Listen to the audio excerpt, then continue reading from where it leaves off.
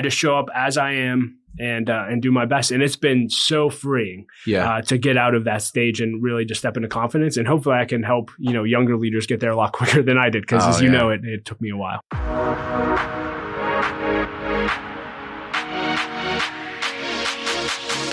Hey leader, and welcome to another episode of the L3 Leadership Podcast, where we are obsessed with helping you grow to your maximum potential and to maximize the impact of your leadership.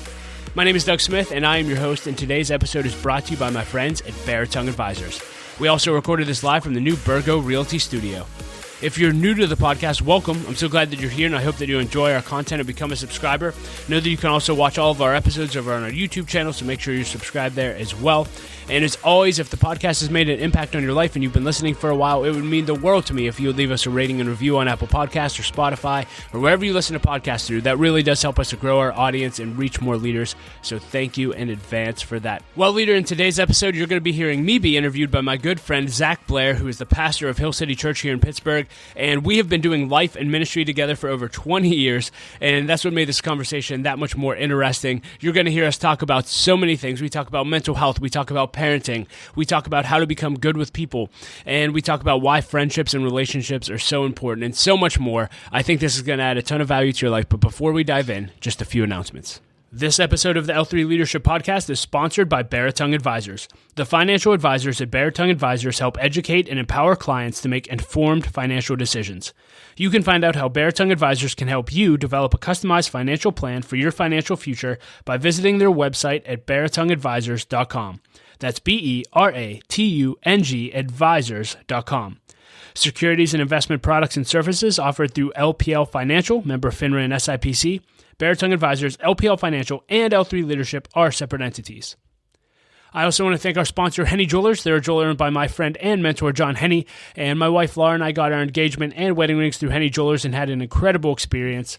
And not only do they have great jewelry, but they also invest in people. In fact, for every couple that comes in engaged, they give them a book to help them prepare for marriage, and we just love that. So if you're in need of a good jeweler, check out hennyjewelers.com. And with all that being said, let's dive right in. Here's my conversation with Zack Blair. Hey everybody, I'm here with one of my very best friends in the world, Doug Smith. He's with L3, with Light of Life, with so many other things. We talked today about parenting, about leadership, about investing in deep relationships, about mental health. Dude, we talked about it all. It was awesome. This is one of the best ones I've ever done, simply because this is one of the best guys I know. So I know you're in for a treat today. I've never said that before, but you are. So we both were under Pastor Larry Betancourt, who completely changed our lives, right? Yeah. And, we both call ourselves basically children of him, So super cool, man. But over the last 20 years, man, I just I've appreciated your friendship more than I could express in just a few short words here. Like you really mean a lot to me. You do so much for not only me and Lauren, and you and Laura do so much for me and Lauren, but just you've done so much for the church. You've done so much for you've always championed me and believed in me, just appreciate you, dude. Still do, man. Yeah. Extremely grateful for your friendship as well. Again, you've been there in the darkest times of my life, the highest points of my life, cheering me on, and been a constant source of encouragement. So It's been quite a journey, man. And hey, our best days are still ahead. They are. We're still young. Yeah, we're still young. We haven't hit 40 yet. We're hanging on to our 30s. So, but 20 years of relationship, man. We were both boneheads when we first came to Christ, right? Yeah. We were both kind of like all over the place, and, but Pastor Larry believed in us, and, we grew close. And I remember, it's been cool because like we have been there for each other in the best of times and the worst of times. Yeah. And that's what friendship is. Yeah. I still remember when I met you, the week we were at Jack 2023, I think it was the last day it came, and we were just laying on the floor, and you're like, hey man, can I share my story with you? And that was the beginning. And so it's been a lot of fun, man. Got to be in your wedding, got to see you have kids. We were just talking about this the other day. I still remember being in the backyard of our townhouses in that seaon. And you telling me Noah was going to be born. Man, it's just been a blast. Yeah. And so I think that was the first time I ever grilled a steak too. Did I get to try it? Yeah. I made you steak. I was like, this is like really dry. Like I had no clue what I was doing. I guess it wasn't I'm going to make you a steak. That's good. That's good. But I'm sure you've grown in your steak. Yeah. Oh, I'm smoking now. I'm doing some fun stuff. Yeah. Yeah, man. So, dude, you're just for everyone's context, doing L3, you're doing Light of Life. I mean, man, there's so much that's going on in your world, and appreciate you taking time today, man. Yeah. Honored to be here, man. Yeah. So what's been going on in your world? What's the Lord been teaching you? Yeah, for me, and you know, you've been along for the whole journey. I feel like over the past 3 years, God's really taken me from a place of being a young, insecure leader. And I'll just pause there. The young leader thing, you know, I know we always joked around all the things that we heard around being a 20-something and, you know, we're not really getting into leadership, but I was at Light of Life. Yeah, I guess it was 3 years ago now. And I didn't get invited to a meeting that was for emerging leaders. And I was like, this is weird. I'm always in those meetings. And I went to our executive director and I just said, hey, like, why wasn't I in that meeting? He's like, it's 35 and under, man. And I mean, my heart's like, I guess this is a revelation. Like, I am not a young leader anymore. I've made it. I've transitioned. But I would just say, you know, from still that with the time, FOMO though, right? Yeah. I wouldn't say it was like at that point I started growing in confidence, but I do feel like for the first 15 years of my leadership journey and even my Christian walk, man, so much insecurity, so much striving to prove myself and really just operating out of everything I was doing to perform and prove that I was enough. And I feel like around 35, 36, God just started showing me the value that I have and that, man, I don't have to strive. And a lot of that came through a mental breakdown I had, which we can talk about. But coming out of that, I just feel like God's really taken me into a place where I know who I am. I know whose I am, even more importantly. I know how I'm gifted and wired. I know how I add value to the world. I don't need, you know, all the accolades. I don't need all the pats on the back.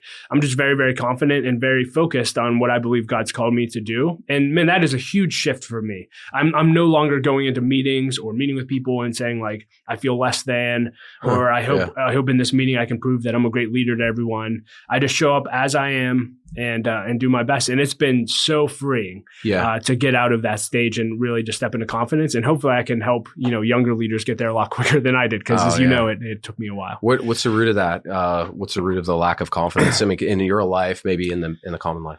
Yeah, I mean, you know my story. So I grew up a really heavy kid. So there's insecurities about own body image. Never did well in school. I think I had a 1.6 GPA when I graduated. You know, was never. What was that attributed to? What? Why didn't you do well in school? Because you're really smart. I didn't try. Yeah. I mean, how many books a year do you read? Oh, I have no idea. Yeah, probably 20 to 40. Yeah, 20 to 40. A lot of podcasts. Yeah, well, it's interesting. But I think for me, and I've learned this from you actually, when we were in youth ministry, you know, you have kids that will act out or maybe aren't living up to their potential. And we see the potential, but they may not. And it's people like you, Pastor Larry Betancourt, my high school principal, my father-in-law, Mike Stidell. You know, those were the first seeds of hope that were planted in me that maybe I am smart. Maybe I do have leadership abilities. Maybe I can grow and develop. And I never received that as a young person. And so when I started getting around all of those things, you know, I basically in middle school determined that I would never amount to anything. And my dad's a bus driver and there's nothing wrong with being a bus driver. But I just thought, hey, I don't have to try in school to be a bus driver. So I'll just party, live it up and jump into that world afterwards. And but when I started getting those seeds of hope in me, it's like, oh my gosh, I can actually do something. That's when everything changed. And then, you know, in my senior year of high school, gave my life to Christ after my mom died. And really getting around people, like I mentioned, Larry, my father-in-law, et cetera, that's what really helped turn my life around and help me to focus on my potential. And I think so many people listening to this that struggle with insecurity, man, they just need to be told who they are and what they're capable of and that they do have hope for a future and they can do great things. And I think our culture and our world is desperately crying for that. Yeah. Yeah. I feel like discipleship is rejecting the lie, locating the lie, rejecting the lie, replacing it with truth. And that's what a lot of therapists, counselors also do. For me, I remember the lack of confidence started to come in when I had an authority figure tell me that I was stupid and I wouldn't amount to anything. And, you know, did that happen to you at all? Oh, yeah. Yeah. I remember my ninth grade teacher. I can't remember exactly. You know, he would always tell us, like, you're going to work at a gas station. Oh, same thing, sixth grade. Yeah. It's so funny. It's like, looking back, I'm like, wow. Who is this guy's boss? Let me go talk to them. Right. But, like, yeah, who are you to, like, say that to a kid? And literally, I mean, you think about the ceiling that creates in kids' lives. They believe it. You believe it. It's because, again, you think these people know what they're talking about. Yes. Yeah. Yeah. I remember that was the day that I stopped trying. Wow. Like, well, if I'm stupid, like he says I am, why would I even try? Yeah. So when did the light bulb turn for you? That's a great question. I don't think it ever, I think I pretended that it did. I'm speaking like just kind of from, without processing it. Yeah. I think I pretended like it did, but I always carried that root of insecurity with me. And there was a moment that we were going through the land deal and I was meeting with an attorney and I felt like this need to continually over prepare. Right. So I prepared these legal documents. Why would I prepare legal documents when I'm paying an attorney, right? to prepare legal documents for, he's like, who did this? And I said, I did. And he's like, what? He's like, you're really smart. Wow. And I was like, oh, because Lauren would tell me I was smart. Yeah. But I'm like, you have to tell me that. You're my wife. True. You know what I mean? Yeah. I'm like, you just have to say that, Yeah. But that's so good, man. Like, I remember you telling me, I forget what study this was, but like the number one way kids in situations that they shouldn't be in, the only way that they really get out is if someone else shows them another way. Different way, yeah. I mean, that's always impacted me because the reality is the only reason I got out was I gave my life to Christ and I had 3 or 4 leaders show me in a different way. You're talking about discipleship. Like, I think, and especially if people are more mature listening to this, the opportunity you have to show people another way. I think people grossly underestimate their opportunities to do this. If they have kids, you have kids coming to your house every day who probably need you to speak into their life and speak good over them. They may not be getting that at home. Your workplace. I mean, literally look around and I promise you there's a need that you can help meet and help deal with this insecurity epidemic that we're facing in our world. Yeah. Yeah. But dude, man, I love that. I love that. And I'm just like watching you and I'm listening to you talk and I'm hearing, it's natural, the intelligence, the ability that you have to relate with people. And that's one of the more genius things I think that you have is your ability to relate with people. I cannot picture you as a kid, somebody not liking you. Yeah. Was that always the case? People love you? Yeah, I would say. I mean, you're lovable, man. Yes. Like you really are. Yeah. Again, just back to the confidence. Like I do feel like God's always given me the ability to relate with all people. So I've always been able to connect with people younger than me, same age as me, older than me, which was great. But you could be good with people and have no purpose and be going in the wrong direction and have no one tell you that. I always, this is going to the friend example, but I had all the friends in the world in high school. And, when I first started walking with God, most difficult thing I ever did was walk away from my old friends. And it happened because we have a mutual friend, but I was having a party in my house with all my high school friends. They were all getting drunk and high. My house was a party house because my mom wasn't there. My dad always was working. And this kid from church wanted to come over and I had him over and I told my friends, I'm like, hey, when this kid comes over, I'm church Doug. I don't do anything, but as soon as he leaves, it's on. We'll party. Well, he came over, saw my friends doing what they were doing, literally grabbed me by the shirt, pulled me into another room, slapped me in the face physically, and said, what are you doing? And I said, what do you mean, what am I doing? And he said, what are you doing? And I said, oh, those are just my friends. He goes, I know what you're doing. I know the lifestyle you're living. And he knew I was interning at the church. And he said, you have 3 days to tell Pastor Larry. And if you don't, I will. And I wanted to kill this kid because I all of a sudden, we were talking back about those seeds of hope that were planted in me. For the first time in my life at 18 years old, I felt like there may have been another way of life that I didn't have to keep going down the path. I was on my way to being an alcoholic. I was on my way to being an addict, all these different things and not doing anything with my life. And all of a sudden I started hanging around the church and Pastor Larry, and I'm like, maybe I can do something with my life. And I thought all that was going to be over. And, when you want to talk about the power of an encouraging word, I cried for 3 days. So afraid because I knew I had to have a conversation with Pastor Larry, who was overseeing the internship. Yeah. And what I was anticipating was for him to look at me and say, get out. You're done. Yeah. Sorry. And I went in. I couldn't even look him in the eye. I still remember the conversation. I'm looking down. I'm crying my eyes out, telling him what I had been doing. And I looked up and expected him, pointing his finger at me. And he had, of course, Larry. He had a huge smile on his face.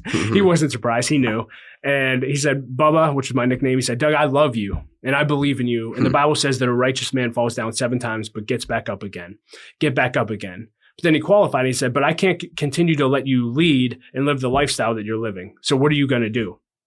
And that was, I think. What a great conversation. Oh, well, I guess I'll just take it here. It's grace and truth. Grace and truth. You want to talk about people being loved. Like, I think for people to change, we talk about this in our mastermind groups. We want everyone to be fully known, fully loved, and fully challenged. In that moment, what does that mean? Fully known. I was able, because I knew Larry loved me, to actually confess a lifestyle I've been living that I wasn't proud of. I was able to be fully known in that, even though it wasn't something I was proud of. Then fully loved. Man, he didn't condemn me. he had a huge smile on his face, and he basically just said, it's going to be okay. But then fully challenged. He didn't let me stay where I was. And I think this is where, being good with people is great, but you need people who are going to fully challenge you in your life. Yeah. And he said, I can't let you lead like this. What are you going to do? And that led me to walking away from all my friends, having conversations. Oh, and by the way, talk about fully loved, known, loved, and challenged.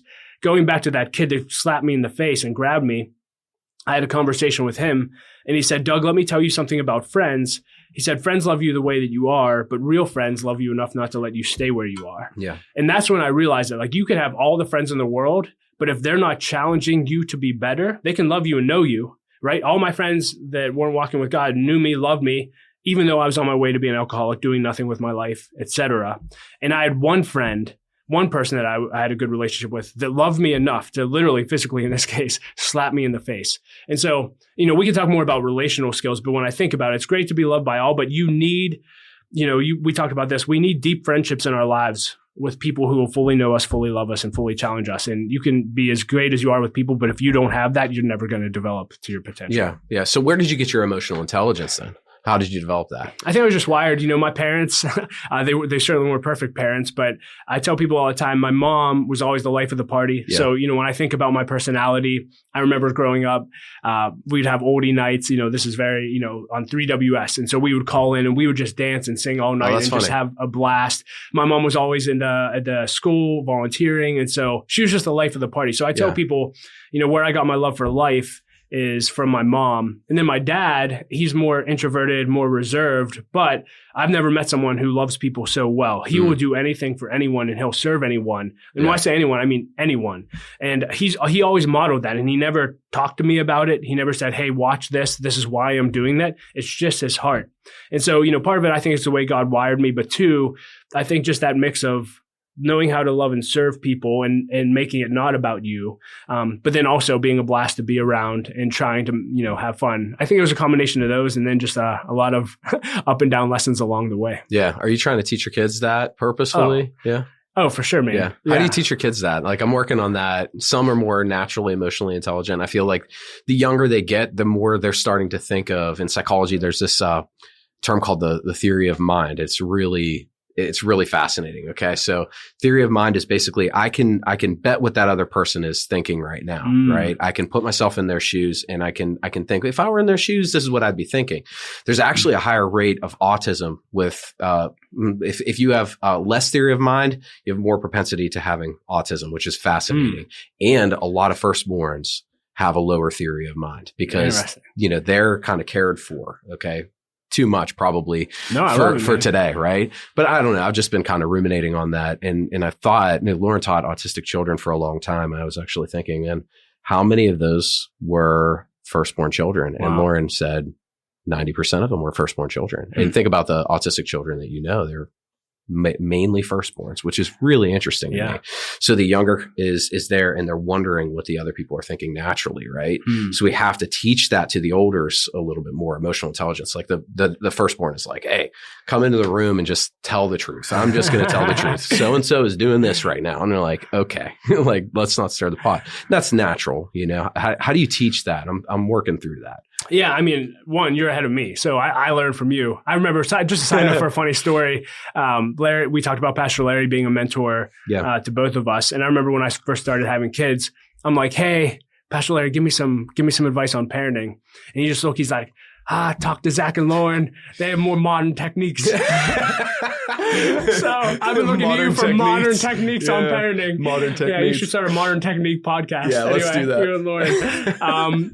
But I would just say for me, people might not think that's about parenting, but how to be a parent. That's hilarious. So for me, the way we're training our kids, doing the best that we know how, is right now what's working is, so we have our Saturday night, we call it a Shabbat dinner, but it's a family dinner. And after every Saturday night dinner, we basically get the Bible, we pull out a few scriptures, whatever's on my heart. And then now the kids are getting older and they're learning to read. They'll read the scripture or I'll read it. And then we really just talk about it. Yeah. And so that's been really, really helpful. And then after that, we basically do what we call manner lessons. And the kids love this for whatever reasons. Okay. Manner lessons. But we literally practice. So we'll get up and we'll just think through different skills we want to learn and say like, hey, like this past weekend we were doing it. someone rings the doorbell and answers the door. Show me how you would actually open the door and answer it. Yeah. Hey, okay, one, I'm someone you know and love. I'm your grandpa. Ooh, we love you. Hugs and stuff. Hey, I'm a stranger. There's someone at the door that you don't know. How do you interact? What do you say to them? And so we just role play back and forth, different situations. And then, hey, like the kids just went and delivered some things to neighbors today, and we had them do it on their own. So actually throwing them in situations, and then it's just a matter of coaching in real life. So, Doug, this would be brilliant to do for our foster girls. I never thought about this. I don't know how I never thought about it. Wow. But because they came into our world, sometimes they can think, okay, well, anybody that knows Zack and Lauren, they're obviously safe. So they'll run to them and hug them. Right. But we're like, wait, if you don't know them, like we had to teach you don't hug everybody. You don't ask them to just pick you up and carry you everywhere. I don't know everybody that might know my name. You know? No, that's so good. And especially I think just with the platforms that God's given both of us, especially, people are listening to this and you have that sounded so arrogant, didn't it? I was like, I don't know everybody that knows my name. That's not what I meant. I mean that in a genuine way. But it's true though. Yeah. Again, when you're at a church, it's like, hundreds of people know you. Yeah. And I think you actually talked about this one point, like, if you're on social media and even have posted like one picture of your family, everyone on social media, you told me like thinks they know everything about your kids. I mean, you can talk more about that, but that kind of like had me in the mentality of like, oh, people are going to start talking to my kids and they don't even know who they are and they know things about them. Like I would be interested in you talking more about that boundary. Yeah. Well, I told my kids, like, if you don't know somebody, if you don't have, and they know things about you, you don't have to talk to them. So it's like the opposite of manners, but I'm okay with it. That's awesome. Like, boundaries. It's like, if you feel like, I want them to be okay with the feeling of discomfort. Like, so if somebody comes up to them and they're like, hey, Noah, how are you? And he looks at them and he's like, I don't recognize this person. Hey, Judah, how are you? I don't recognize this person. Just say hi kindly, but you don't have to answer any questions. You don't have to, you don't have to go any further than that. That's so good. Yeah. And I think what you're saying is true, like going back to, so we do formal training, but then it's just a matter of coaching, right? And so I think we had our friend Matt Keller in the other month, and he just talked about there's two different kinds of coaching. One is us sitting across from each other and me telling you what to do and what was wrong with what you did. And the other is me coming alongside of you, putting my arm around you and explaining like, hey, what do you think that person felt? And so even just little things I'm thinking with, my two older girls, I'll hear them interact with either adults or, other people. And all they do is they'll start telling them stuff about their life and, hey, I'm doing this. We're doing this at home, or, hey, we have this. And it's like, that's not, and really just sitting down with them and saying, you didn't ask them anything about them. And like, we shouldn't start conversations ever with us. Like, we should be more curious about other people. Yeah. And when you talk back about me, I think I'm also naturally wired like this, but I think one of the best ways to be good with people is to genuinely become more interested in them than you are in yourself. Yeah. And if you do that and always put others first, you'll be, and I think that's what we're trying to teach our kids of like, hey, it's not about you. Like, you don't have to tell them everything you're doing. Like, become naturally curious about other people. And that'll go a long way. But it's just coaching when they do something they shouldn't. It's just, you got to get on that and do it over and over again. What you're saying is it expands beyond parenting. It expands to just people our age, even above, right? Learning emotional intelligence is one of the best things. Angela Madden, one of her pastors, said, you're good with people, Ange, and because you're good with people, you're going to be good at anything that you do. And that's what I see in you. Thanks, I really love that about you. You and Lauren have that similar wiring when you're with people. Yeah. And you're one of the people I've watched for a long time. Like, okay, so how does Doug interact with people? That's probably how I should interact with people. Because I was more of a firstborn only child, you know what I mean? Kind of to myself a little bit more in my own thoughts. I love being obviously with people, but asking questions was not something that I learned at a young age. And so Lauren said to me one time, I'll never forget this. She said, Zack, there's one thing that people really always love to talk about. And I was like, what's that? Themselves, right? So she's like, just ask people questions, know? But on your side of it, because you probably are so natural at asking questions, do you feel sometimes overlooked in conversations because you're making it about other people all the time? No, but it's probably because I've always done it. Yeah. The interesting thing is, like, I have a podcast as well, and I always ask for feedback because I always want to get better. And I would say pretty consistent feedback is like, hey, I want to hear more of your voice. Yeah. Like, I want to hear your thoughts and opinion. And going back to even what we talked about in the beginning of like confidence, I think I actually, out of insecurity, like I would actually hide behind questions sometimes. Oh, okay. And so like, hey, you don't need to hear anything that I'm going to say. Like, I'm not, and I think I'm starting to reverse that, but that's really helped me. Like, when I have people I'm interviewing saying like, hey, tell me your opinion. And I think I was so insecure and afraid of like, what if I say the wrong thing, or what if I say something dumb, and all it really was I'm afraid of what the other person thinks of me when I shouldn't be. And I mean, my friend said something the other day, again, just boosting confidence. I did an interview with him and I asked him for feedback because I'm not usually on this side of interviewing. Yeah. And he said, Doug, you don't have to apologize for like your voice or anything you say. He's like, I hope you know that pretty much everything you say is going to be awesome. And so just be secure in that. And of course, can I say something dumb or that doesn't? Yes. But hearing that, I'm like, what if we all operate out of the same? Well, I shouldn't say everyone, but in general, if we were confident in saying like, man, I do have something to say, and usually what I do say is going to add value to people, I think we'd all be in a lot better place. I think the difference that we might be speaking of is you've done a consistent job of filling your heart with great things for so long that it's like gushers. You know, when we're kids, gushers, you squeeze them. What's on the inside is going to come out when you squeeze that gusher. You know, times of pressure reveal you're going to lead well in times of pressure.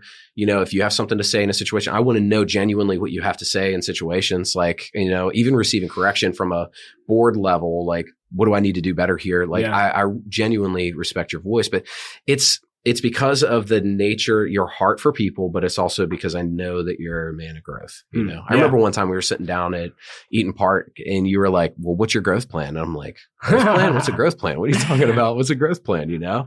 Yeah. And so you did EOS with your family just recently for your family. Before we move into that, I do want to ask you a question because you talked about how, you know, you wouldn't have said that your natural strength of yours would have been being good with people and that you need to grow. Like I remember those conversations early on in our relationship. And one, I just want to celebrate you, like to see, you know, I don't think people have any idea, like to see where you were in 2005 interacting with people. And correct me if I'm wrong, but I think I remember you saying like, man, if I preach a message, like you would immediately jet like into your office because you were afraid, afraid, but maybe didn't want to talk to people. And to see how far you've come, and actually, sometimes you forget about that, man. Yeah. Well, you got me in the feels there. I forgot about that. Oh, well, it's been beautiful. I remember that now. Yeah. Well, and it's interesting, man. Like, and again, I don't know how familiar people are with the predictive index, but people can look at personalities like me or Lauren and be like, wow, they must be so good with people. And I would say we are to a point, but people like you are actually more wired. Introverted people are more wired to actually be better at relationships because this sounds bad, but you'll actually take the time to listen and go deep with people where more my personality, like I just want to high five everyone, build influence. Now, if I have you one-on-one, great.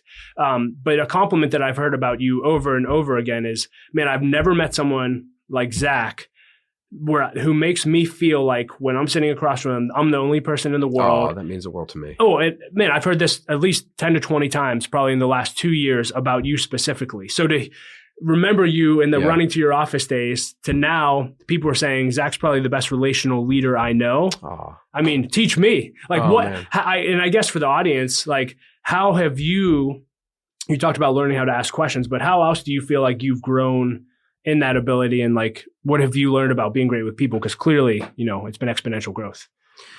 You know, I was overwhelmed by the amount of people in a room, right? And touching and remembering everybody's name.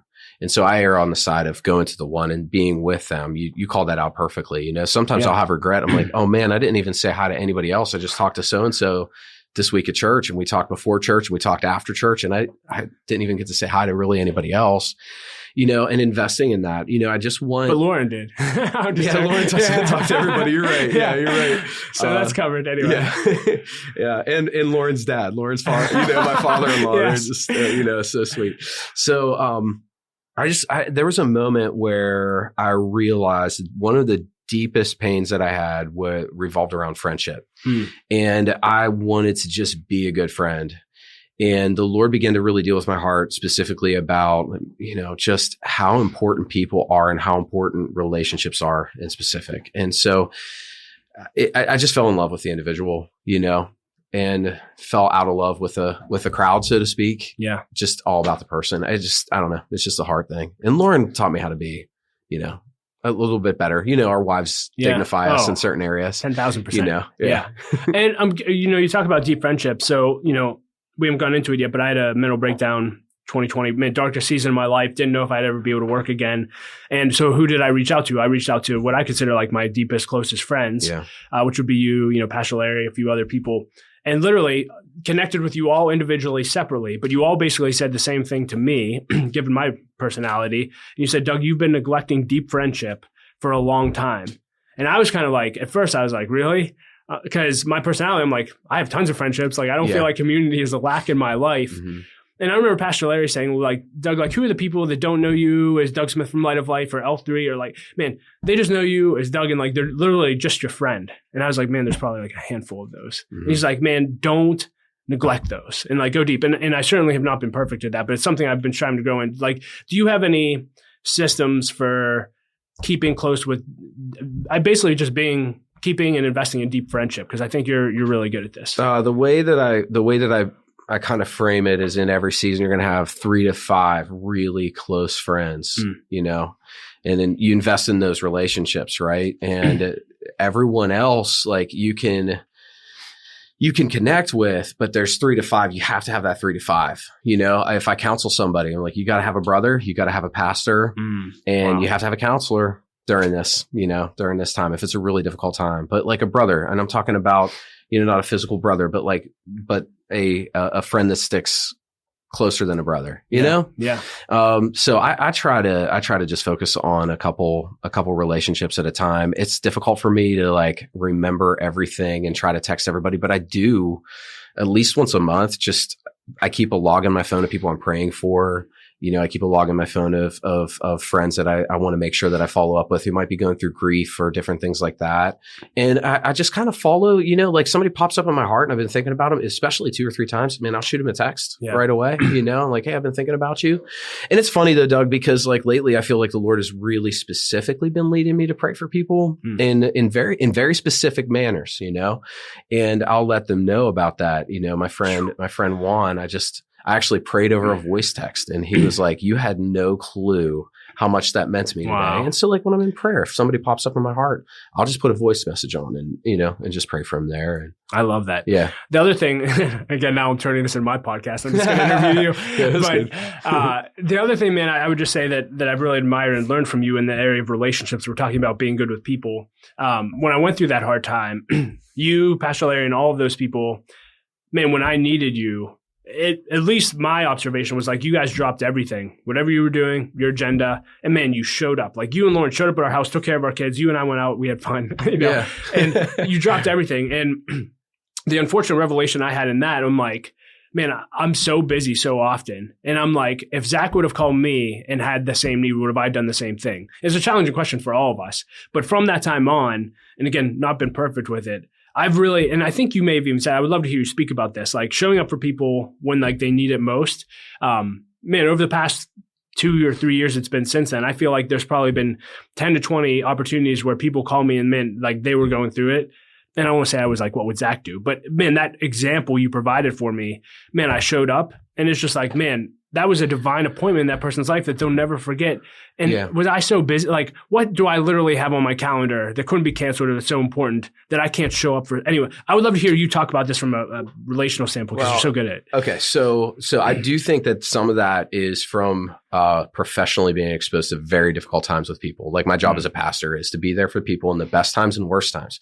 If I define my job as anything else, if it's about preaching, if it's about this, it's wrong. It's about being there for people in the best times and worst times. So of course I use that to inspire community so that community can be there for people in the best times and worst times. That's all I'm doing. Right. Wow. And so Pastor Jim taught me this principle and I just love it. It encapsulated so many of my feelings and learnings through the years, you know, going into the hospital room, being there for people when they lost a teenager. You know, I'm going to get emotional even thinking about some of them. So but we can get tissues. We got some somewhere. But people remember 2 things: when you're there for them, when you're not. When I left youth ministry, I didn't have many kids say this message changed my life. But I had a lot of kids who said, you were there for me when my dad died, and I'll never forget that. You're there for me. You came to my game. Why did you come to my game? You know, all these kids, you came to my game. Like, that is what changes people's lives. And what I started to realize, like, there was a shift in me that started to take place when we had this was like a God moment in my life. You know, when we started in ministry, Doug, I don't know if I got in it for, I didn't get in it for all the wrong reasons. There's a part of me that was codependent. I wanted to fix everybody's problems, and I felt like good when I fixed problems. You know what I mean? Yeah. Part of that is unhealth growing up and all that stuff. You just figure it out. But, we all see the masses in our mind, right? Mm-hmm. And I'll never forget Jill Wyndham praying over me and saying, you're a father to many. Wow. And that, I felt like that dropped in my heart. I'm like, no, that's who I am. So much so that it began to change my life. And I was also reading a book about just essentially the orphan spirit, that we all carry around. And there was a young girl in our youth ministry. There was a young boy in our youth ministry. And there were several others, but those two in particular who didn't have a father in their life. And their lives were just in shambles. And the Lord called me and Lauren to them. And the Lord spoke to me like, you're them spiritually. Wow. And so I had to open up and receive the love of the Father in order to learn to be a father. And that completely changed my life, Wow. Yeah. And so it became then less about how many people came to the ministry and more about like, man, if one person has helped, great. Yeah. That's all that matters to me. Well, it's interesting, man. And even just talking to people, man, and again, I'm all about wide impact too. Yeah. Like, man, let's reach as many people as possible. Yeah. But in the little experience, and I don't have this huge wide thing, but and even talking to leaders with huge wide impacts, it does seem like wide impact is not even close to the comparison fulfillment wise of deep impact. Yes. And when leaders, even if they've led, 50,000 people, what they remember and they talk about, post career wise is, man, here are the 12 people that I really poured into and look what they're doing now. And they get way more excited about the deep impact than wide. And I think our culture we live in this culture that's obsessed with the wide, and the wide is great. And again, some people are called to it, but I think if we all focused a lot more on deep, we'd make a lot bigger impact and we'd be a lot more fulfilled. Yeah. Is that maturity? Like, is that, okay, so if I frame it this way, for me, it might've been maturity. Is it maturity? Like if I care about the wide, am I thinking about me? Am I thinking about, if I'm thinking about the deep, am I thinking about them? Like Jesus cared about the masses, the multitudes, obviously. And then he cared about the individuals, Yeah. Yeah. I mean, I don't know if that's maturity or if it's just to be a both and or. Yeah. On the motivation end, I always joke, I want to be a mega church pastor in my 20s. Like, I'm like, oh man, if I just led a church like this, it would be the greatest thing ever. This is my natural progression. It's the only thing I had in my mind. And then like I left the church world. And I ended up working in a nonprofit serving the homeless. And I had a conversation with you. I was having an identity crisis for like 6 months because all of a sudden, oh my gosh, how am I ever going to have a wide impact and reach thousands? And it's just so funny, man. It's like, one of our mentors, John Nuzzo, always said, never put a period where God puts a comma. And never just put a period at the end of that sentence. I'm just kidding. Pastor John, I love you. Yes. Never. I'm just kidding. But man, I was so focused and I put a period, I'm going to be a mega church pastor. Yeah. Yeah. And now I've been at the rescue mission for 13 years, which I would have never imagined. And really God fulfilled all the desires in my heart to have that impact. Yeah. It was just interesting in a way that I just never thought possible. And I think, you talked about motivation getting into ministry. Like for me, it's like whatever drew us in, great. And I think as God, that's a good way to put it. Yeah, as God matures us more, and Jesus in the beginning of his ministry, he said, like, come and see, man, wide impact, like see the scope of this. But as the disciples grew, he eventually said, come and die. Right. And like required a price and say like, man, I want you to give your life to this. And it was more about deep impact. So yeah, I don't really have an answer, but I think as you grow and mature, you care less and less about wide and you just care more and more about, man, how am I going to change a few people's lives forever? Yeah, this might be too deep of a question, Doug. Okay, I don't know if I've ever asked you this. Like, do you have regret at all? Do you carry regret about not being a pastor on staff at a church? Like, is there ever a moment where that happens? Because from the outside, I don't see why you ever would. Right. But I also see that you could. Yeah. This might be the period comma thing too. So like right now where I'm at, I'm like, what I love, and this is just me personally, and I'll just speak to because I think there's a problem in the church, or at least people that get into ministry. I think, to your point on motivation, a lot of us could have impure motivations when we're in our 20s. We see people on platforms and we aspire to that.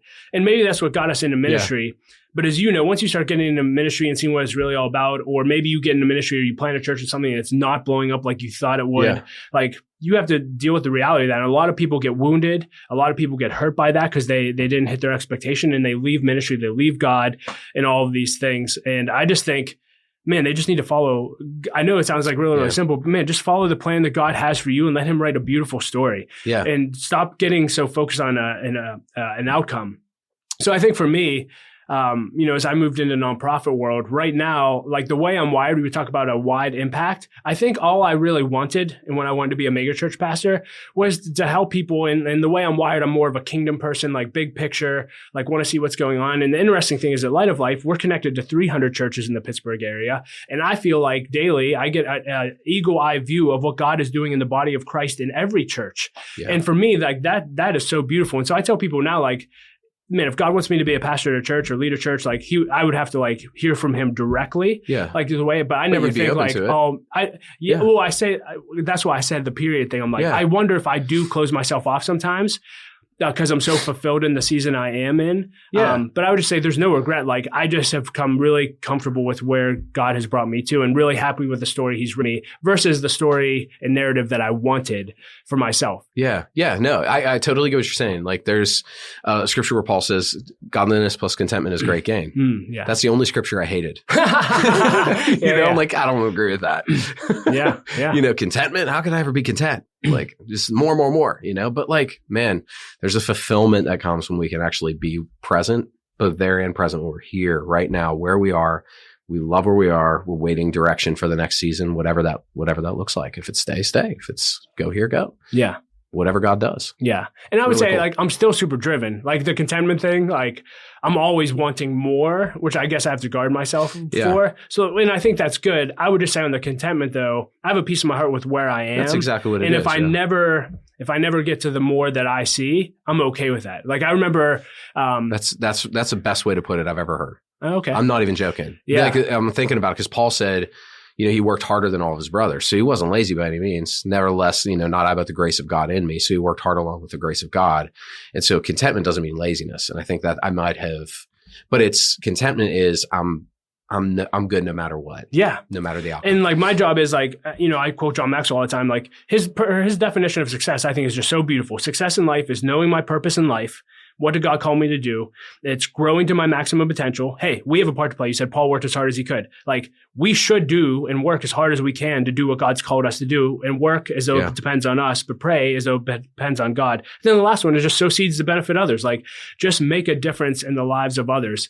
And I remember a mentor telling me once, he said, Doug, well, actually John Maxwell told him this. He said, Doug, if God wants to make you a name, let him do that. Man, that was life-changing. If God wants you to have a mega church, let him do that. If God wants you to have a wide impact, let him do that. Yeah, do it. Be faithful with what he puts in your hand. That's your only job. Be faithful, be faithful, be faithful. And another story that really helped me, and I might butcher this, but J.R. Tolkien, he's the guy who wrote Lord of the Rings. He wrote an essay about a tree. I'm not going to remember this. Tim Keller shares this story. But it was about a painter, and he was trying to paint this painting of a beautiful tree his whole life. And he ended up dying, and the tree was only half finished. And when he died, he went to heaven. And when he went to heaven, the first thing he saw was a completed picture of the tree. And I think for me, it was just, hey, our ultimate completion is in Christ. And I don't think we have any idea of the impact we're actually making and how God is using us. And I think when we try to define how God's using us and measure it, we just miss out on the beautiful thing that God's created that one day we're going to see and when we get to heaven and hear, well done, my good and faithful servant. Yeah. Yeah. So J.R. Tolkien? Yeah. J.R. Tolkien. What was that called? Something with a tree. This is where okay. My details. Just Tim Keller, Tolkien, tree. You should find it. That's beautiful. Hilarious. Yeah. Yeah. Did you read a lot of Timothy Keller? No, I got exposed to his work through the Pittsburgh Leadership Foundation, which you're part of, right? What do you do? Yeah. What do you do with PLF? I help lead their Emerging Leaders Collaborative with Lee Kreitzer. So we have leadership collaboratives. So you're not an emerging leader, but you're I now lead the emerging leaders. I'm in that season. Yes. So, but when I went through the collaborative, it was under different leadership. It was my first exposure to Tim Keller. And that actually really helped me navigate the, like, do I regret with pastors? Because I was still kind of in that identity regret phase. Yeah. Or phase of like, what am I doing? And basically the whole premise is just like all work is ministry. Like that revelation. Right. Bruce Bickle said, ministry is not a job. Ministry is who you are, where you are. Yes. That quote changed my life. Yes. Because I realized I don't have to be a pastor. I don't have to have I whatever God called me to do, that's my ministry. Like, period. That was life-changing for me. So I would say the greatest impact that Tim Keller had on me was that revelation. Yeah. His work on work, Evan. Every Good Endeavor. Yeah. Evan Adams did a great podcast with us here. Yeah, listen to that because Evan is brilliant. Yeah, he really is. I mean, he probably read that book in 3 minutes. He's like, I had some extra time. I read this 400-page. Evan's a good friend of mine. I'm like, how do you do that? There's no way he speed reads. Well, he's funny, man. He told me, which is inspired. I actually just tried this, Evan, if you're watching. He's like, man, I was the kid when I was 7 years old. He's like, my dad, and I think he was adopted. His dad That's right. started giving him personal growth books at 7 years old. He's like, I read See You at the Top by Zig Ziglar. I read Think and Grow Rich. So the other day, I want to pay my kids for growth. So I gave Livy, I'm like, Liv, this is the 25 Ways to Win with People with John Maxwell. And she started reading the first chapter and she asked me what 5 words meant. I'm like, I'm done. We're not ready for this yet. So Evan, you're just an anomaly, prodigal. He's a little different. Man, it was really good though. Like it was really good. Have you interviewed him on your podcast It's been probably 10 years, but yeah, he was one of the early episodes. Just his understanding of kingdom and work and how that plays to the glory of God. And we're doing the classical high school together. We're starting that. It's been really fun. He's a really fun relationship, specifically when we talk about like books like that. C.S. Lewis. Not a lot of people want to talk about C.S. Lewis. Yeah. Abolition of Man is like one of my favorite books. And I talked to somebody else that was on the board and she's like, I didn't understand a word that they said. And Evan and I are like, oh, it's so good. It's like, I don't know. Maybe I'm just more wired to read stuff like that. Yeah. This person is God's genius and trust me in like amazing ways too, so that's cool. But so PLF, what are you doing with that? You're leading emerging leader. Collaborative. Yeah. Collaborative. They have collaboratives for senior leaders and for emerging leaders. So, okay. And so then you're also with L3, you lead the Mastermind group, we call it, right? How many guys do we have in that group? I always say 15. 12 or 13. Yeah. It was, maybe 15. It might be going up, whatever. But, with that, you're doing a lot of work with leaders here in Pittsburgh. What are you noticing? What are the trends that you're starting to see? I would just say that the thing I'm most excited about with L3 is our Mastermind group. So, and again, man, for me, you have 2 Mastermind groups. No, I didn't launch the second one because I have no capacity. But if anyone's watching this and would like to become president and run L3, let me know. Seriously.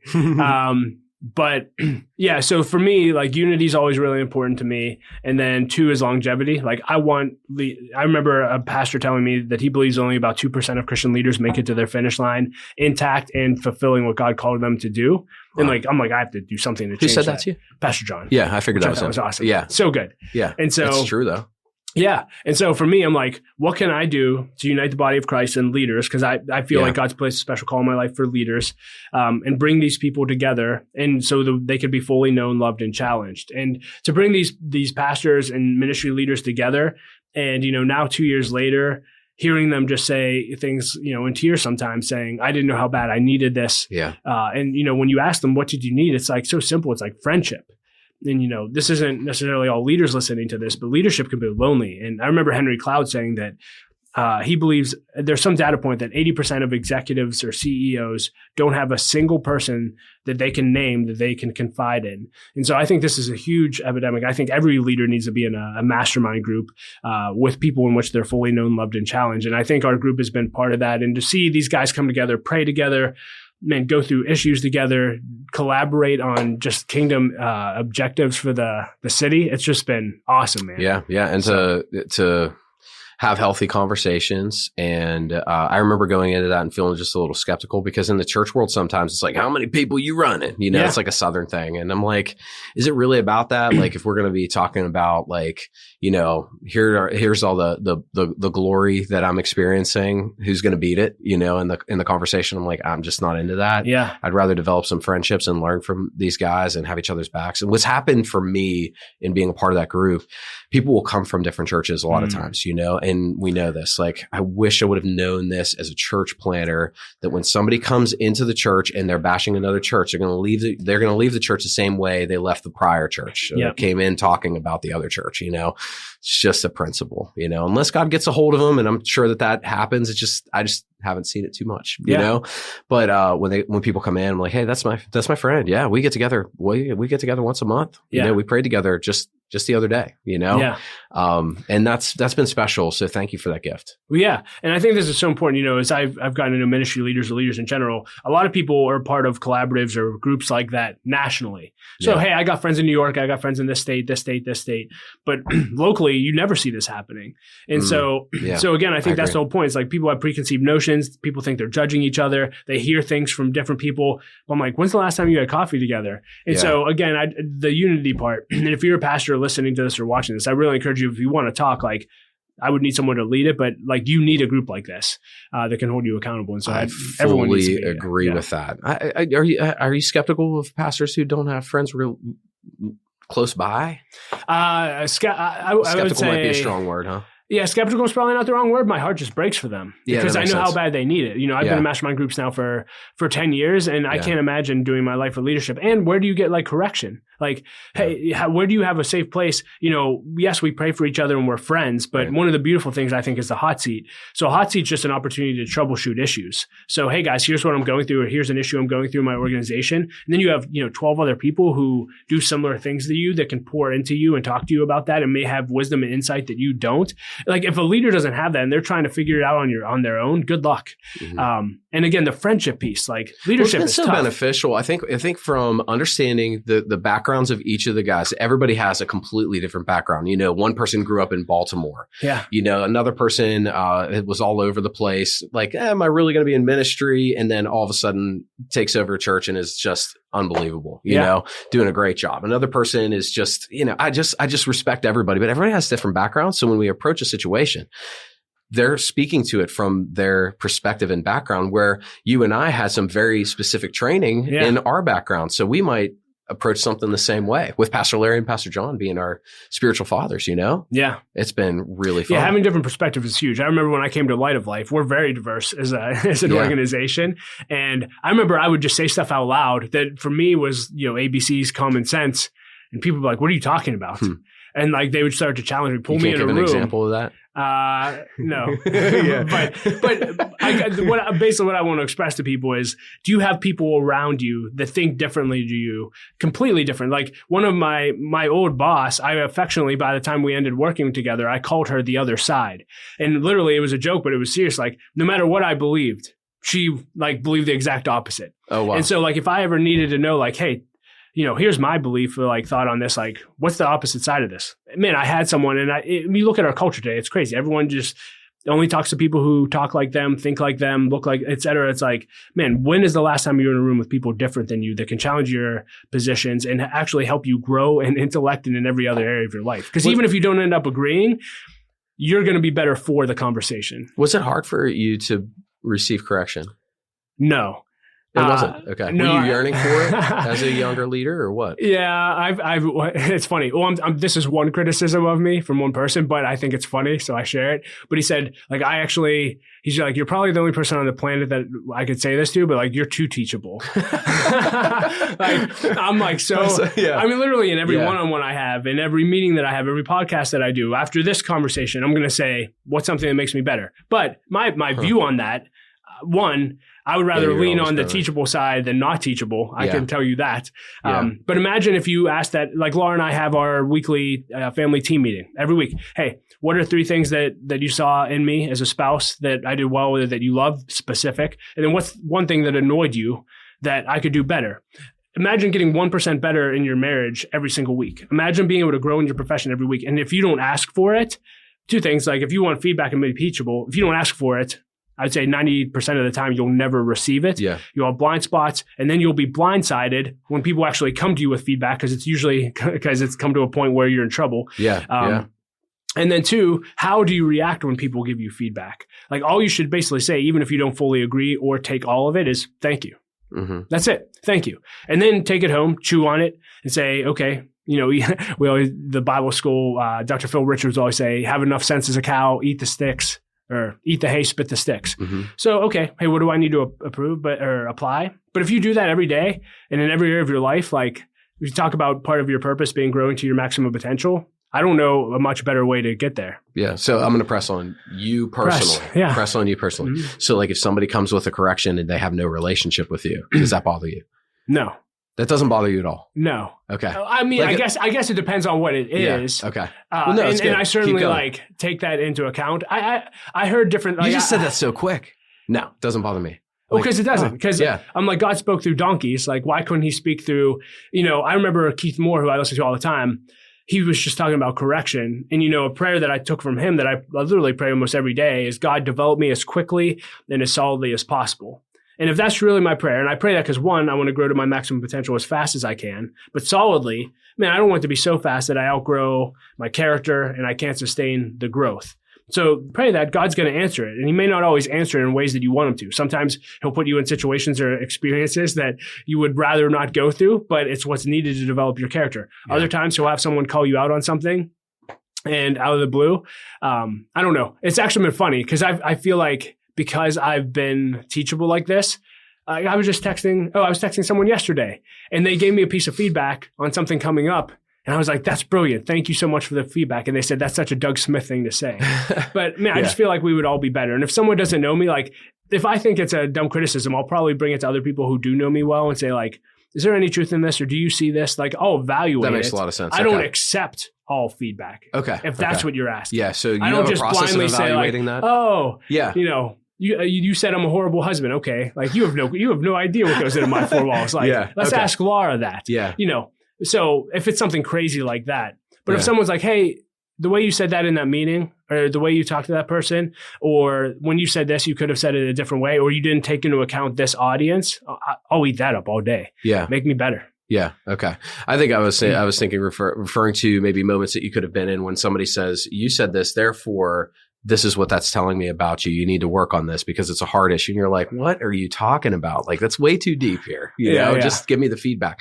So you create purposefully spaces for feedback and then you evaluate it by asking other people, hey, what do you think about this? Is this something a lot of times if I feel like it needs to go to other people, a lot of times I'll just evaluate it internally. I might throw by Laura, but that's way more rare than the times I just say, okay, here's what's good about it. How do you work with a leader who's not teachable in your estimation? You fire them.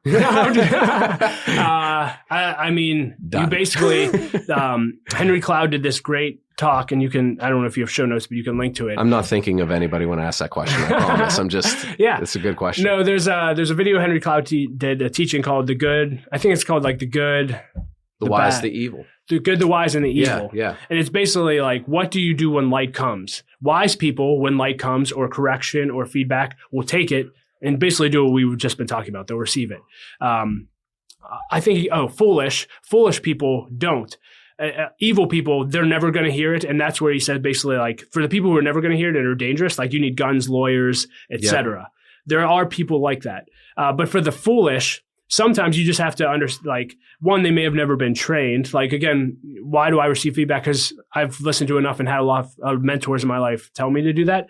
So you have to determine, like, why isn't this person teachable or why aren't they hearing it? And sometimes it may just be the way that you're saying it. A question that Henry asks in that is saying, hey, what do I need to do or how do I need to communicate to you in a way that you actually, like, hear this? And they may say, you could ask that question straight up. Yeah. That's great. Just ask it. And they may say, well, like the way you said that, or, when you're going, and it could be you, to be honest, they may not be receiving because you're not good at giving it. And so do they know you care for them? Do they know you love them? Because I would say that I'm rare in that case that I don't care about that as much. Yes. But most people won't listen to you if they don't feel cared for and loved, etc. Wow. So I'm just going to apply that. Real quick to things that I've been noticing lately. I do a lot of marriage counseling, and the concerns, like the concern can be viewed as criticism from the other, And so we've been teaching people, like, say, hey, this is a concern that I have. It's not a criticism, because what I've noticed is if somebody grows up with a critical parent, somebody who's just always looking at, you're never good enough. You did this wrong. You did this wrong. You look at the 5 things you did wrong instead of the one big thing they did right. They hear that voice with them all their life. So then when they get married, they bring that criticism into their marriage. And so now they're their own inward critic. And anything that you say that could be interpreted as remotely negative is automatically viewed as, this person is criticizing me. This person's tearing me down. Yeah. So I've been in times with people where a husband has raised a concern, but I could see it in the wife's eyes, or vice versa. The wife has raised a concern. I see it in the husband's eyes, where he's taking it as a straight up criticism, but all she's saying is, I love you and I see more in you. Or all he's saying is, I love you and I see more in you, you know? Yeah. And that, man, that's fantastic. Asking the question, how can I say this in a way that you can hear? Yeah. Well, Brilliant. and in that situation, another one that's really helpful that we use at Light of Life all the time in having hard conversations is if we're having a conversation right now, if we're having conflict or we have an issue with each other, basically it's like, hey, Zach, here's my thoughts on this or whatever. Can you repeat back to me what you heard me say? Yes. Before you respond? Shoot, yeah. One, you're going to make sure that they actually listen to you. But oftentimes, like, to your point, like, you may think you communicated like, hey, I just need you to grow in this area. And they could be like, well, I'm a terrible husband. I'm a terrible father. I'm terrible at my job. And you can, and at that point, that's when you can correct and ask that question of like, how can I say this in a way? Like, I didn't mean that. Oh, you're a great husband. You're great. Like, and then a great question, like in most conversations is, what do you want? Like, what do you want for you? What do you want for the other person? And what do you want for other parties involved? If you can both get on the same page about that and listen to each other and do that back and forth, and then they respond and you say, hey, what I heard you say was boom, boom, boom, boom. You'll have much better conversations and you'll come to much better solutions much quicker. Yeah. And if you make that a habit, you'll be set for life. That approach saved me big time. You helped me in a situation approach a person that I needed to confront in a healthy way. And you were there as a mediator. And when I said something, I said it wrong because I was nervous and I didn't want them to misinterpret. And it was like, I was so nervous. I didn't want them to misinterpret. The way that I said it, it came out completely wrong. And you're like, hey, what did you hear here? And it was the exact opposite of what I said. And I was like, no, that's not what I meant. No, this is what I meant. Mm-hmm. That's brilliant. It's absolutely brilliant. Well, to your point, and again, I guess we're on hard conversations now, but yeah, if conversations aren't going well, bring in a third party. Like bring someone in who is good at facilitating those things and just hash it out. And then once you see their example or learn how to have them, then you're set to have them on your own. Yeah. Yeah. And so are there ever a time where you're just like, okay, I'm not going to have a tough conversation with this person because they are evil? How do you tell that? Oh. I haven't had to deal with a ton of evil people. Yeah, you might be. I was going to say, why don't you answer that, Zach? Man. I ask a question that I have to answer. There was an individual that I wanted to tell to this person's face that they were demon possessed, and Ben said, "No, you're not going to don't do that." That's awesome. So you have to have, Lauren as well. I was like, they were like, "What are you going to say?" I'm like, "I'm going to tell them they're demon possessed." That's what I'm going to tell them. What did you hear Zach say? Oh man. So But I would say if they're evil, don't even have a conversation, right? Well, when it comes to garden culture within the church, and that was the context of that conversation, is Mark Eppert said, when I see division, I call it what it is. It's demonic, you know? And so when we see that, we have to protect that.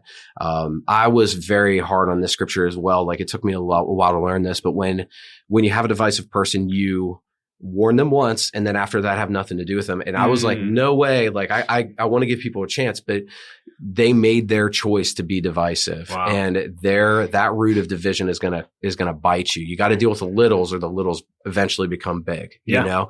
And if they continue that divisive behavior, you have to deal with it. And so, there's various ways of doing so, and I think, each different way each different scenario might necessitate a different approach. And that's with evil people, but that's probably the majority of people's not their norm. The norm is probably just gossip. Man, you have an issue with someone. And again, the reason I've been able to get skilled at this is I basically had a coworker that I didn't get along with, and I tried to get that person fired, and it blew up in my face. And I was passive aggressive. I gossiped all the time. I let all the gossip come to me. Yeah. And basically, I was forced, without going into the whole story, I was forced to have a hard conversation with them. First time I ever had to have one in my life. Took an hour to get through. But from that moment on, I made the commitment, I'm never going to gossip again. Wow. In my perfect no. Right. But I'm never going to gossip again. If anyone comes to me, I will do what my mentor did to me and say, take out your phone right now, call Zach and say, Zach, I have to have a conversation with you. And you as a leader in your organization, you have to nip that in the bud. Like Dave Ramsey, I haven't been this extreme, but he has the no gossip rule. Like you get caught gossiping twice, you're fired. Yeah. Like there's something to that when it comes to maintaining a healthy culture. You really, really have to keep an eye on this and train people. Matthew 18 just said, if you have a problem with someone, go to them and have a conversation. If that doesn't work, bring someone in. Like, we should be way more skilled than we are as individuals at having hard conversations. Yeah. And sometimes it feels justifiable. You know, if you see somebody who's taking advantage of somebody, you know, and you're like, oh my goodness, I can't believe people don't see this. Or, you know, a situation like that. I remember there was a situation that was popping up, and it's when you have a relational staff, when you love each other and you're doing life together, it's easy to let things fly as a leader. Yeah. And I remember the Lord dealing with my heart, like, hey, pray for this. Like, this is a family member who's gone off the deep end. Don't talk about this person, but pray for them, you know? And I had to apologize to the staff. And I didn't say anything that was like, you know, earth shattering bad. I just I laughed, you know, and I'm like, this is crazy, you know, like normal conversation. Yep. But I had to apologize, and same, you know? Well, kudos to you for doing it, man. And again, just on the correction part, hey man, I mean, God's our greatest corrector. Like, if God prompts you something in your heart, again, it's listening to those little corrections. If you would have just ignored that, man, that could be the start of a path of you just justifying and overlooking one thing after another. And, you know, so my encouragement would just be like, if God's prompting you to have a conversation or to confess sin or whatever, don't ignore that, because you want to talk about correction and teachability and growing in your life. Like, that God should be, someone told me, he said, Doug, let God be the architect of your growth. And if you'll do that and be open to God's correction and teaching, whether it's through his spirit or people, let's go. Yeah. So good, man. That's so good. So real quick, I know that we've jumped around, but Doug, you helped me in a season where, you know, you had alluded to this earlier. You went through a difficult time, a crisis, you know, with mental health. And, you know, I think we all go through those times. I mean, it was a dark season for me, you know, in 2020. You know, we're booted out of our place. We don't know what to do. You know, the Lord lays this this meet in house, you know, houses, and we couldn't afford to meet every week up on the hill, but like, and who wants to do that anyways? Kids are bringing snakes in, like, and, you know, it's a true story. Like, somebody's like a kid grabs a snake and was like, look, you know, like, oh, we're that church now, you know, like, oh, where were we? But like, it was just such a tough season, and thank God for Ben coming in right at that season too. And just the things that we had to endure, you know, there were issues. People were upset about things. A guy accused me of being a part of Antifa at that time because I was praying with, just for the sake of the conversation, the context of the conversation, I was praying with a man with brown skin in the city, and he had a mask on. So somebody's like, I don't know what you're doing at that Antifa rally. I'm like, oh my gosh. Hey, no, we were just praying, you know? And that was what we were going through. Man, it started to break me down though. You know, some things even personally against our character that were not true. And you were there for me in those times. You know, so earlier you were talking, would I be there? Like, dude, you were. You've proven that time and again. But at the end of that, man, I felt like a shell of myself. You know, I felt like I just like dumped every neurological, inspirational chemical out of my brain, you know, and I can't move, you know, and I probably did, but you gave me the book Leading on Empty by Wayne Cordeiro. Yeah. I downed that thing. I did not want to at that point. I just kind of wanted to lay on a couch, pretend, open up my mouth for a while, you know, and binge watch Netflix, you know, but man, you really helped me in that time. You know, but you went through it too. And Leading on Empty, how did that book really impact your life? Yeah, for quick context, fall of 2020, I started having anxiety attacks, and basically what happened with what was one anxiety attack led to anxiety attack every night, which led to a season of anxiety for an entire month, which led to me ultimately being in a meeting for work. And I remember finishing leading the meeting, and I just said, I can't do this. And I shut my screen, try to sit down for like half hour, bounce back, open my computer, and I couldn't even read an email. I couldn't respond to an email. And I'm like, there's something terribly wrong with me. I called my executive director and basically just said, something's wrong. I don't know if I can work. And then he's like, why don't you take 2 or 3 weeks off? And then I started freaking out. I'm like, there's something wrong with me. I don't know if I have disability. Like, am I going to be able to take care of my family? And the anxiety from my heart basically went to my head, and it felt like someone was squeezing my brain like 24 hours. I don't know how else to describe it to people. You know, I say mental breakdown. Is that the actual scientific? Like, I have no idea, but something was terribly wrong. But when you're desperate, you'll do anything necessary to get help. And so again, going back to the teachability, I'm like, whatever I have to do to get through this, I'm willing to do it. So I literally did everything. I connected with a local therapist that you connected me with. He was life-changing. I met with all my friends, which we talked talked about the Neglecting Deep Friendship. I read all the books I can. You talked about Lead on Empty. One of the things that helped me the most in the season was recognizing that I wasn't the only only person on the planet that ever experienced this and went through it. When I read Wayne Cordeiro, I think it's in the first chapter, he said, hey, I had my doctor basically tell me, Wayne, and again, I don't know the scientific stuff behind this, but he said, Wayne, you basically run off serotonin. When your body gets depleted of serotonin, you start running off adrenaline, which that was me. Then when you stop running on adrenaline, you start having anxiety attacks and start running on anxiety. And if you keep going hard against anxiety, you're eventually going to have a mental breakdown. And that's where Wayne had gotten, and you walk through his experience. And the whole book is basically what he learned and things that he now has in place to never go back to that. So it was him. I remember reading Brian Johnson. Brian Johnson, When God Becomes Real. It's one of the best books, I feel like, from a spiritual perspective toward anxiety. Yeah. It's like, here's another spiritual giant that went through this. Louis Giglio had a 3-month season where he couldn't get off the couch. And he said, if you would have told me I would ever be, he's like, when I tell you I didn't get off the couch, like I did not leave my house for 3 months. He said, if you would have told me that I would ever preach again, I would have told you literally that I had a better chance of riding a bicycle on Jupiter. Like literally how he felt.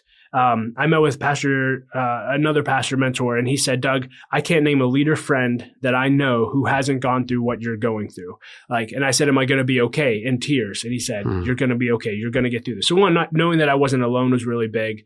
And then just dealing with a lot of junk. Like 9 months prior, I'd lost my sister to a heroin overdose, and working through therapy, as a Christian.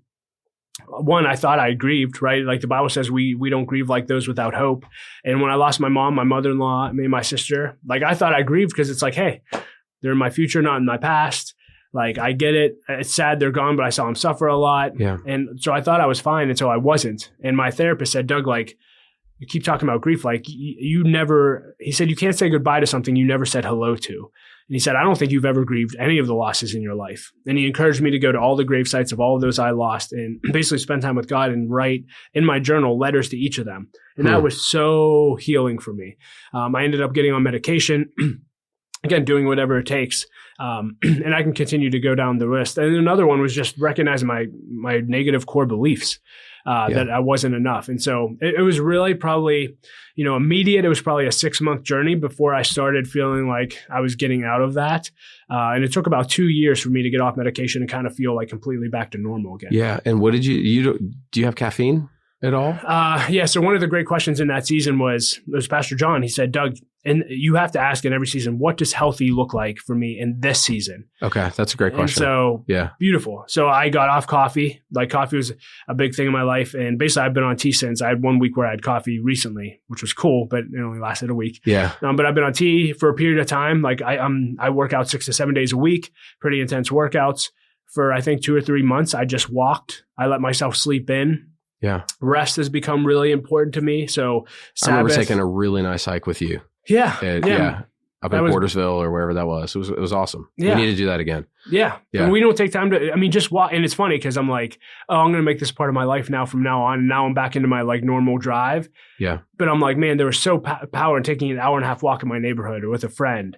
Yes. And I miss that, to be honest with you. I need to get back to that. But what does healthy look like in this season? Like, great question to ask in every season. And if you start feeling those warning signs, maybe you're having anxiety attacks. That's when it's time to stop everything. Like, don't keep driving into that, because that's what ultimately led me into the situation I was in. Yeah. Is there a difference between, you don't have to answer this, is there a difference between like clinical depression and then like, man, I don't want to say I brought this on myself, but like I've opened myself up to way too much here.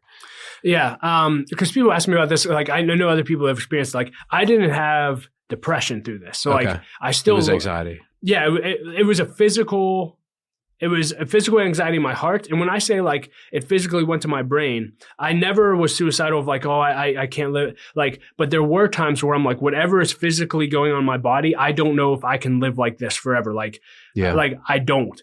And that's where like my number one question, I'm really vulnerable, but like for like 3 or 4 months, I remember asking you like, am I going to be okay? Is this ever, and I didn't know, am I ever going to get on the other side of this? But again, the encouragement of friends and people of saying like, yes, you will.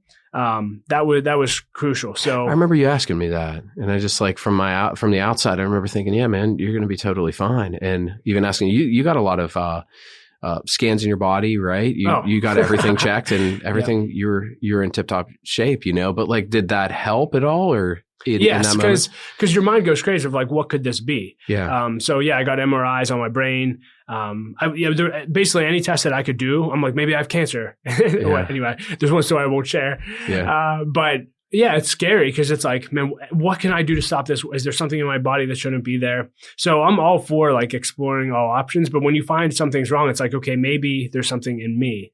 And again, it's like I had to do the hard work. Again, the negative core belief. Like my pastor told me, Pastor John, he said, Doug, like in middle school and high school, like you basically watched your mom die slowly over time and you medicated through the pain through drugs and alcohol. Then you got saved, which is great.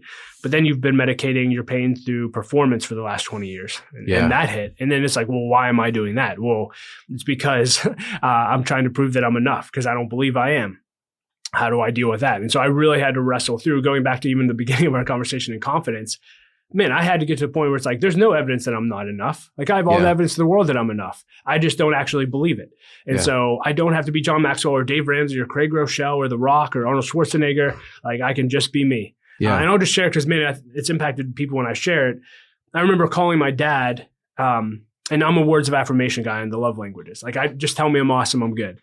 And I remember and my dad never told me he was proud of me growing up, et cetera. I always wanted him to, but his love language is acts of service. Yeah. So he'd always open the fridge and say, Doug, look at all the food I got. I'm like, great. Nom, nom, nom. Same dad. Same. My dad's the same. And now looking back, I'm like, man, my dad told me he loved me and he was proud of me every day. But I called him and I said, Dad, I don't know if I'm going to be able to work again. I don't know if I'm going to be able to be the development director at Light of Life anymore. And he said, Doug, people come up to me all the time. They say, man, you must be so proud of your son. And he said, yeah, I'm proud of my son, but I'd be just as proud of him if he was cleaning toilets. Like he's my son. And he goes, Doug, I don't give a what your title is. Wow. And dude, I lost it. Oh, I'm like, man, good man. It was such healing. And he didn't say that because he knew like the psychology behind it or like it was real. It was just real. And I felt like that was just God's like icing on the cake of like, man, stop operating out of this place of lack and insecurity and that you're not enough. Like, I love you even more than that. What a good man. Yeah. What a good my dad's man. the best. Shoot. Well, was there a correlation between the age you were whenever you were having those anxiety attacks and the age your mother was whenever you started to see her suffering? Was that? I don't think so. I don't think so. I mean, when I look back on it, on like the warning signs, one is like, I didn't take time to grieve my sister. For anyone who's lost anyone, if you're a fixer like me, or we were talking about being codependent, wanting to control and fix everything. Basically, my sister, I got a call at 11:30 at night from my dad, and he basically said, Sarah's gone. And so I basically was like, I have to go save my dad. So I started driving over to his house. I cried for 30 seconds and said, Sarah, come on. And then my dad was a mess when I got there, took care of him, stayed up all night, slept at his house for 3 nights, planned the funeral, put together a message, put together 2 fundraisers for my nephews, raised tons of money. And as my executive director told me, he's like, you basically just went back to work, taking no time. And man, I just jumped in. And so, man, like that, I never stopped then. And then just the drive, it was the first time I was in a leadership position, significant, leading a significant department with high demands, high pressure, reporting to a board. I had just blown my first board meeting, which is a whole nother story, which was hilarious. But man, I was having cold sweats every night. One, waking up saying like, my sister's gone, she's gone. And then 2 was I was making 2 pretty significant decisions within our organization. Not as significant as I thought they were, but I'm like, if these 2 decisions are wrong, Light of Life's going to go under and it's not going to exist. And I'm going to be on the front page of the Post-Gazette and it's going to say, this is the man that took it down. Like, which is so outrageous to think about now. It was like changing a vendor or something like that. Yeah, it was changing a vendor and we were rebranding our organization, which like, again, could have, anyway, without going into the details of that, it really wasn't that big of a deal. Right. But I think, the reality is, and I remember a leader telling me when I was young, that's a seasoned leader, he said, like if I leave my organization and it burns to the ground, like I don't care. And he didn't mean that in an unhealthy way. Of course he cares, but he was just saying, I'm not going to let that weigh on me and ruin me. And so that was a change in my leadership where I basically, when I got healthy, like when I say I don't care, it's like, I'm not going to allow the weight of any work responsibilities I have to come home with me and take away from my family time, to make me lose sleep. Like my father-in-law said, Doug, like there's very few things to lose sleep over, and nothing's as bad when you go to sleep as it is like in the middle of the night, like when you wake up again. That's so true. Like just go to bed, get a good night's sleep and you'll be fine. Yeah. And man, operating like that the past couple of years, like where something else would have crippled me in fear, now I just show up and say, we're going to do our best and forget the rest and have fun. That's what we tell the kids all the time. Do the best, forget the rest and have fun. I love it. Do you have a nighttime routine so that you get proper sleep? No, I would say I'm a pretty good sleeper. I try to get 7 to 8 hours is my ideal, but I fall asleep, like a lot of jokes. We try to watch movies every Saturday night with the kids, and I usually last literally 3 minutes and I'm out cold. I just fall asleep really easily. Oh man, I don't know how you people do it. I love it. But I mean, like I'm 2 nights in a row, 5 hours of sleep. I get so tired about 7 or 8 o'clock at night. I'm like, oh, I'm going to sleep good tonight. And then like go to bed, can't sleep. Just hello, everybody. That's crazy. Yeah, and you've experimented and tried a bunch of stuff. Like it works for a season. Caffeine, it works for a season. Like if I was taking magnesium 3-8 with apigenin and L-theanine, and man, that put me out. It was great, and I'd wake up the next day not groggy. Because it's not a sedative. Mm-hmm. Like a Benadryl or a NyQuil or something like that. So I would do that, and it's all natural. It's just amino acids and protein or magnesium and amino acids.